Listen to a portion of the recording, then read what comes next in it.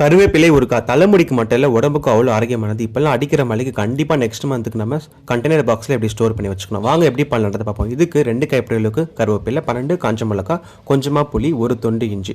இப்போ வாணல்ல வந்து 2 குழி கரண்டிக்கு நல்லெண்ணெய் ஊற்றிக்கிட்டு தேவையான அளவுக்கு கடலைப்பருப்பு, உளுத்தம் பருப்பை சேர்த்துட்டு நல்லா வதக்கி விட்டுக்கோங்க. இது வதங்கின பிறகு நம்ம காஞ்ச மிளகாவை அதில் சேர்த்துக்கலாம். அதையும் சேர்த்துட்டு நல்லா இப்படி வதக்கி எடுத்துக்கோங்க.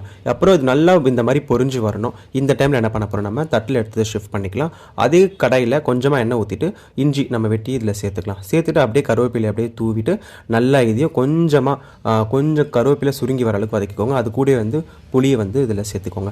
இப்படி வதங்கி வந்த பிறகு நம்ம தட்டில் அதை கொட்டி அரைச்சி வச்சுக்கணும். இந்த மாதிரி மிக்ஸில், ஓகேங்களா, பட்டும் படாமல். அதுக்கப்புறம் 5 குழி கரண்டி நல்லெண்ணெய் ஊற்றிட்டு கடுகு வந்து தாளிப்புக்கு போட்டு கொஞ்சமாக பெருங்காயத்தூள் அரைச்சி எடுத்து இந்த விழுதை சேர்த்து நல்லா வதக்கி எடுத்திங்கன்னா கருவேப்பிலை ஒரு கரடி. இது வந்து நீங்கள் கண்டெய்னர் பாக்ஸில் 2 ஸ்பூன் நல்லெண்ணெய் ஊற்றி எடுத்து வச்சிங்கன்னா சூப்பராக இருக்கும். எத்தனை மாதம் வரும்ன்றது தெரிஞ்சுக்கணுன்னா நீங்கள் கமெண்ட் செக்ஷனில் கேளுங்க, நான் சொல்கிறேன்.